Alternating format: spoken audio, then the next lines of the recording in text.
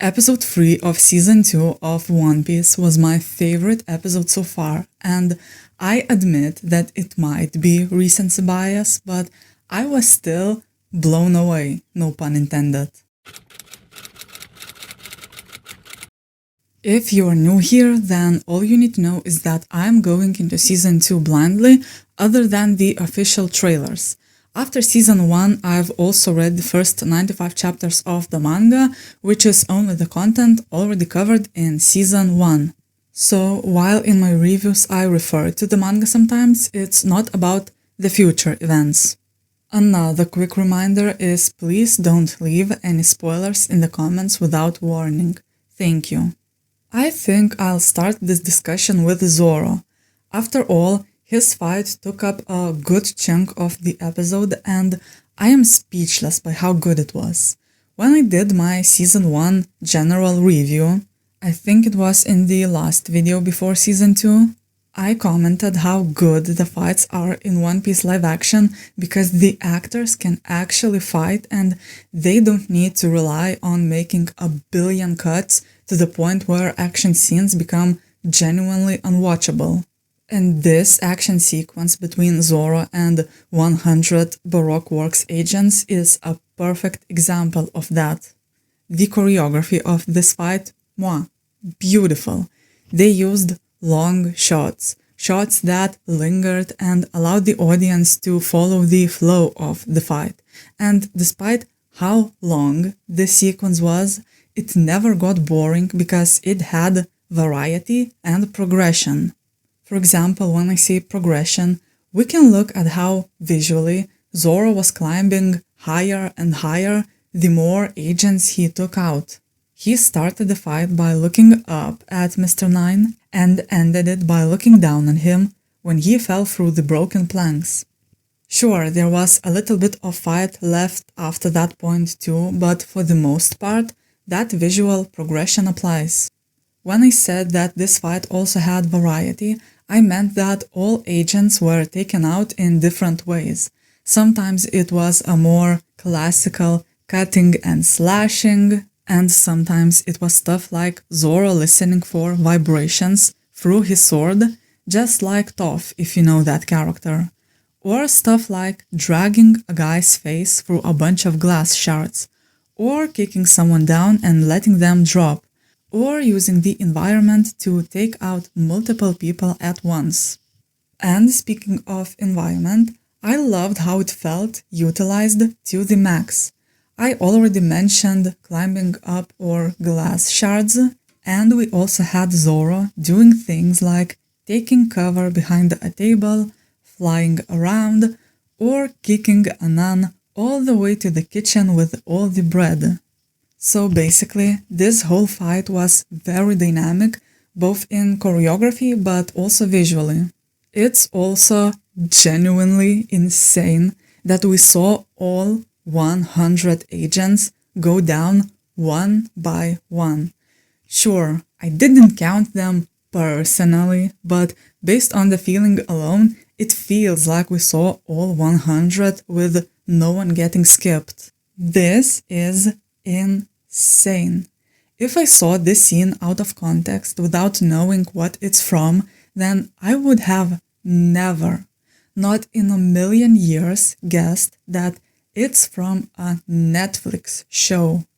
I have no idea how much or how little Netflix as a studio interferes with the creative process of One Piece show creators, but it feels like they just give them money and leave them alone, because it's genuinely insane that we got something that feels like it's from an old, good movie, but in reality it's just a Netflix show.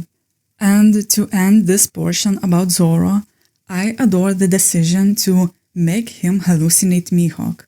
First, it's just nice to see this actor and this character back, because he was simply very cool in Season 1 and stole the show during his scenes.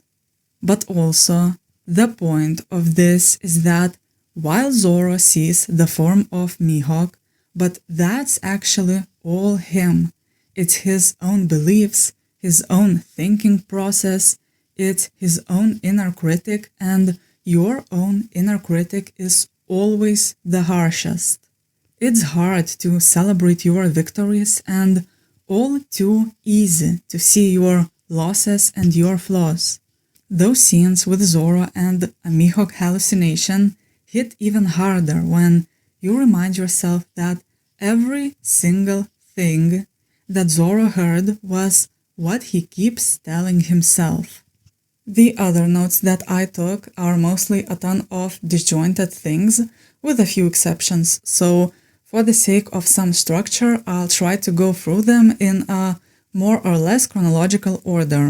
I loved the contrast early in the episode when the Straw Hats were excited about everything, like the fish or the weather, but Mr. Nine was a party pooper and looked down on them for that.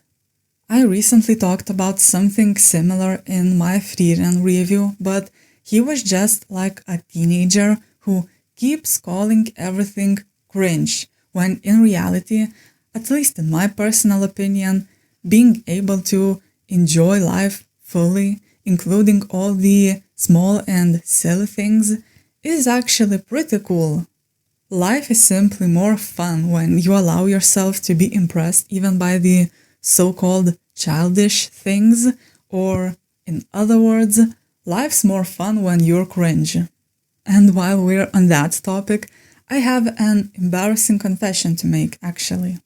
When I was a teenager, I used to think that anime was something cringe, but that was until I actually tried watching one, so for the last 7 or 8 years, I've been just a few percent happier precisely because I discovered this new and beautiful and exciting world. So yeah, going back to Mr. Nine, he kind of reminded me of a teenager who thinks that he is somehow cooler for bringing others and their excitement down. I also feel a little bit bad criticizing him after the redemption that he had at the end of the episode, but more on that later. That scene on the ship had plenty of other very fun moments, like Sanji and Zoro continuing to bicker, or Usopp and his Snow Queen, or Sanji and his sorbet. I also want to point out that in this episode, I remember at least 2 times when Zoro referred to Sanji as a cook, which is a big upgrade from stubbornly calling him a waiter. I also went back and checked that he also called him a cook in episode 1, I just didn't notice that before. It's a small thing, but it's a proof that they actually love and respect each other. There was also this one moment from Nami that I am sure many people will call fan service, and while there's a little bit of that as well, but personally, I call that moment trusting the boys enough to be fully comfortable around them, so I like that moment in that regard. We also had a one-on-one moment with Zoro and Mr. Nine, setting up their later confrontation. I liked how even if Mr. Nine's taunts got to Zoro mentally, his action didn't show it, and he didn't fall for the bait and untie Mr. Nine. Next, we also had a conversation between Luffy and Miss Wednesday, or as we later find out, Vivi. I can now reveal that this was one of the spoilers I mentioned in my last video, if you've seen it, where I avoided discussing anything about Vivi because I already knew that she was the missing princess of Alabasta. I didn't know the truth would be revealed literally in the next episode, but I'm happy I can finally talk about her. One of the comments after my last video summarized it, so I'll kind of repeat it, how this reveal was set up pretty nicely. Vivi, after cutting the ropes, went to help the Straw Hats instead of simply escaping or hiding, and even before that, when she felt Laboon shifting, she warned the Straw Hats to grab onto something. When someone was in danger, it was her instinct to help them, and this episode also led into that reveal slowly but surely. For example, when Luffy asked Vivi if she liked being an assassin, she replied that she adores it, and it sounded absolutely fake. It's kind of a cool delivery that the actress was acting that she was acting. Also, Luffy's gut told us to trust her, and his gut is always right about people. We saw that from the very beginning of the story. I also like how Luffy clearly hesitated about trusting Mr. 9 too, even if he did consider it seriously because, well, he's Luffy. I also absolutely adored that Vivi said that the reason why Mr. 9 wears a crown is childhood trauma. Like, now I need that side story. I really hope that this is a reference from the manga and that when I read it, I will actually get that story. Another fun moment was Mr. 9's and Vivi's ungracefully graceful exit, and especially the reaction of Usopp and a little bit of the others. They are so unserious and I love them. This is where we get to the Cactus Island. I love how log pose always takes a bit of time to reset, which gives us a plot reason to stay on every island for some time, no matter how dangerous. Obviously, our guys would want to explore every island regardless, but I wonder if we'll ever get a situation where it would be wise to leave some island sooner, but our guys literally can't because the log posts haven't reset yet. This is also a bit off topic, but I just wanted to mention that I kind of liked everyone's drip this episode.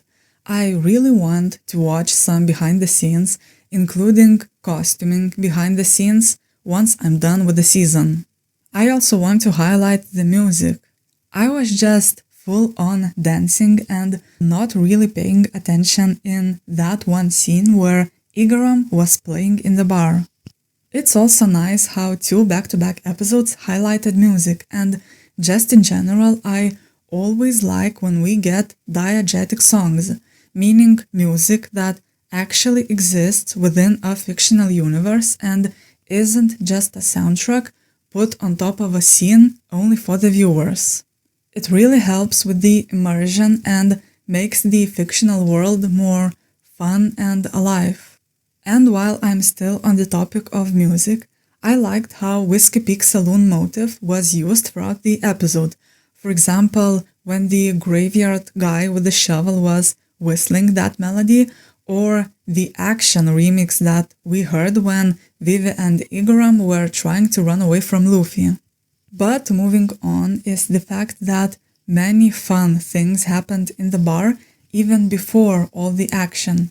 I want to highlight Sanji's bar skills. Sorry, but I don't know the right term for that. Taz, the actor who plays Sanji, learned to cook and fight for this role, and now he also apparently learned to do that insanity at the bar. And not just do that whole trick without dropping anything, but do that while acting, while saying his lines and making it seem so natural. So I can only applaud again. And while I'm still on that topic, despite the fact that Sanji and Usopp were sidelined this episode, but they still had many small but cool or fun moments to make up for that, like Usopp showing off his sharpshooting skills, for example. I also genuinely liked the scene of Sanji walking into a trap and dragging Usopp with him. First, it was very funny, but I also like how Sanji walked into that trap not because of stupidity, but because of his character flaw, and that makes all the difference, at least in my eyes. I hope that both Sanji and Usopp get their moments to shine this season, just like Zoro had his moment in this episode. In the bar, we also had a sweet talk between Zoro and Luffy. Zoro's conflict is with himself, so there's not much that other people can do, but I still feel like Luffy said all the right things. I also love the quick acknowledgement at the end, like, did you get your fight? Yeah, I got my fight. Even if Luffy didn't even see what Zoro had done. I also had this idea about the curse of Zoro's Kitetsu sword. What if the whole curse is that you keep attracting many enemies, including strong enemies, but for someone like Zoro, that curse ends up being a blessing because he wants to fight more. He wants to get better so that he can face Mihawk eventually again. I feel like this theory has holes, but it's just an idea I had this episode.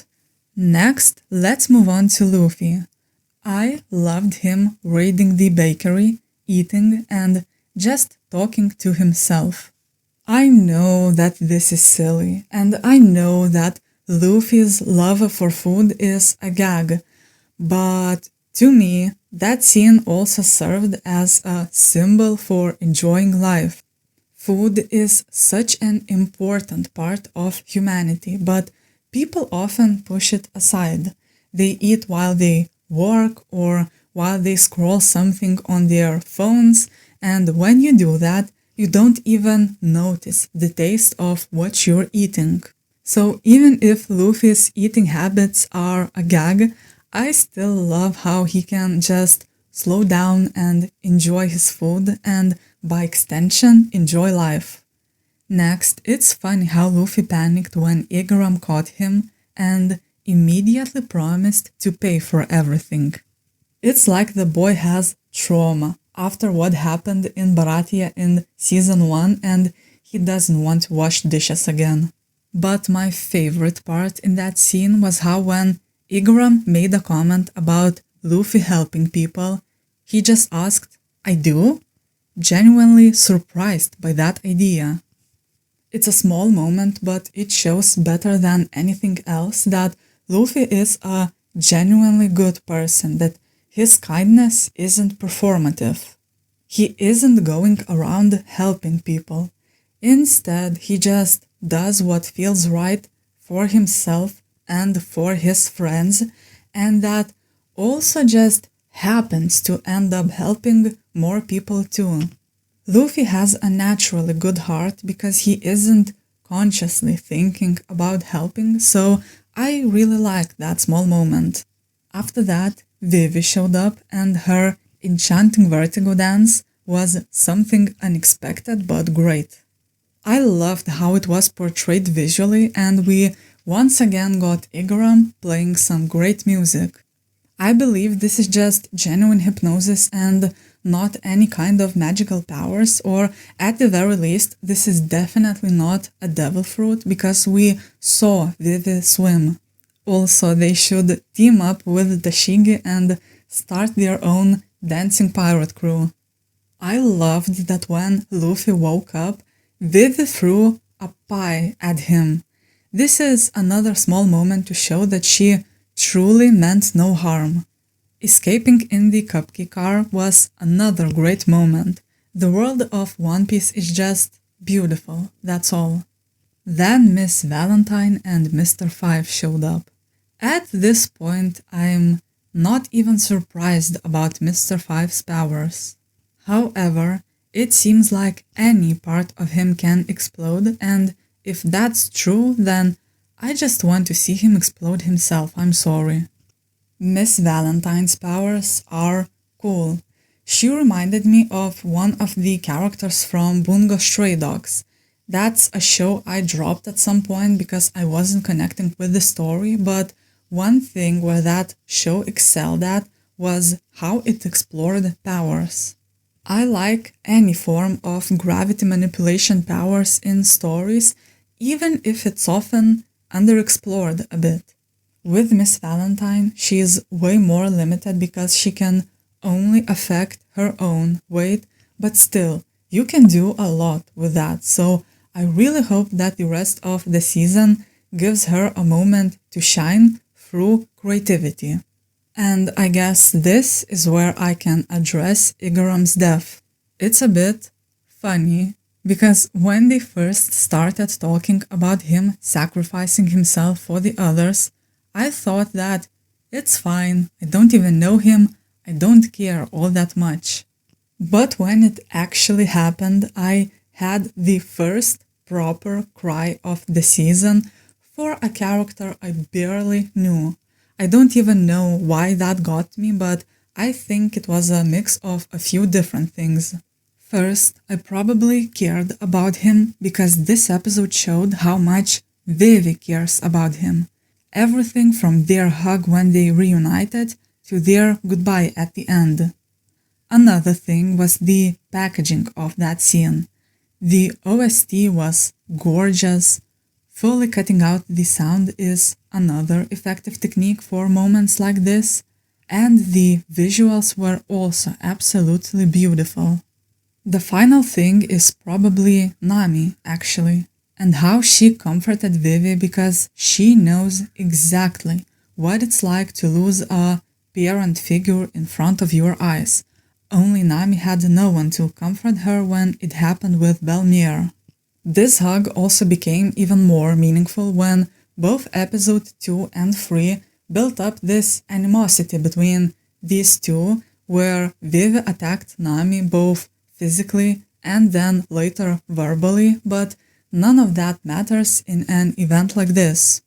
Another thing I want to say is that I'm wondering how this whole thing played out in the manga, because I have a suspicion that Igaram may have gotten Mary's treatment, and if you're familiar with the source material, then you probably know what I'm talking about. But obviously don't tell me anything yet. I will read the manga myself, so at this point I don't want to know what was kept and what was changed. And while I'm still on this topic, let's discuss Vivi and Alabasta. I just love how many of my favorite stories begin with teenagers having adventure and then evolve into them getting involved in some super complex political conflicts and overthrowing the government, but that's just a side note. I wrote down a few ideas about this whole situation. First, I wonder what kind of relationship Vivi has with the king, because it's kind of unusual for the princess of a nation to go on such a dangerous undercover mission. Like, did her father even approve of this mission, or is Vivi acting on her own, wishing to help her people? Another idea is that it's common knowledge that the Alabasta princess is missing and presumed to be kidnapped. So what if, when someone sees her with the Straw Hats, our guys get blamed for kidnapping her until Vivi can clear this misunderstanding? We also have this whole matter with Mr. Zero. The way how Vivi said that she knows his identity implies that the viewers have already met him, but I have no idea who that could be if that's the case. It would be quite the plot twist if, for example, Smoker is Mr. Zero, but I really doubt that because I see absolutely no reason for him to do any of that. The whole codename situation might also be a misdirection, and Mr. Zero could actually be a woman. For example, what if it's Body Horror Lady herself? And obviously I might be wrong and it's a character we will only meet in the future, but the framing of that scene just keeps bothering me. Before I get to the Baroque work stuff at the end of the episode, I have a few quick details I want to mention. First, the reveal that the cactus spikes were actually all crosses was absolutely chilling. I spoke about it many times, but I adore the use of contrast in One Piece. We get to this funny island of giant cacti. It's so interesting and imaginative, and then it turns out that nothing is as it seems and that it's a giant graveyard. It's just brilliant somehow. Another detail is that I am happy to see the funnier side of Nami's relationship with money. like when she outdrunk the nun fair and square and took her money from the collection plate. She told her, "That is your cross to bear, sister." Or when she asked for 1 billion berry as a fee for protecting Vivi. Just Nami, my girl, never change. I also loved how Zoro once again missed all the important reveals. It's a bit more subtle gag, but I still love how it's there. I am also not entirely sure where Alabasta is unless I missed it. Is it in the Grand Line or is it in one of the seas? Since our crew is already in the Grand Line, then I see no reason to leave, but this whole Alabasta conflict just sounds like something that would be happening in one of the seas and not in the Grand Line. But as always, don't tell me that yet. But now let's move on to Baroque works. The scene with Mr. 9, Miss Valentine, and Mr. 5 was great, like holy redemption. I loved Mr. 9 and I really hope that he had more scenes in the manga. I also loved how his loyalty was foreshadowed early in the episode, when Vivi called them partners and Mr. 9's face was so full of pure joy at that. Having a loyal partner, even for a short period of time, was so precious to him that it was enough to betray Baroque works, and I love it. He even quoted Vivi's "Bye bye baby" right before the end. In this scene they also mention the Unluckies, and I'm assuming that it's that otter thingy from the trailer because it looks like the name would be fitting.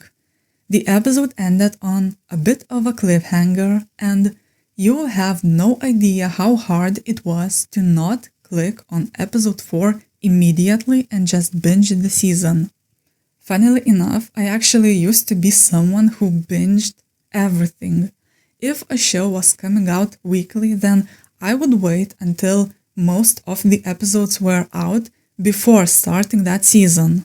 But once I learned to slow down, the experience of watching and reading things is now so much more enjoyable. First, you notice more, you appreciate those things more, and you also remember so much more, because when you binge a season, then a month later you forget half of it, and by the time the new season comes out, you remember absolutely nothing. But yeah, the point is that it's very difficult not to binge One Piece right now, but I enjoy talking about these episodes one by one, so I'm trying to stay strong.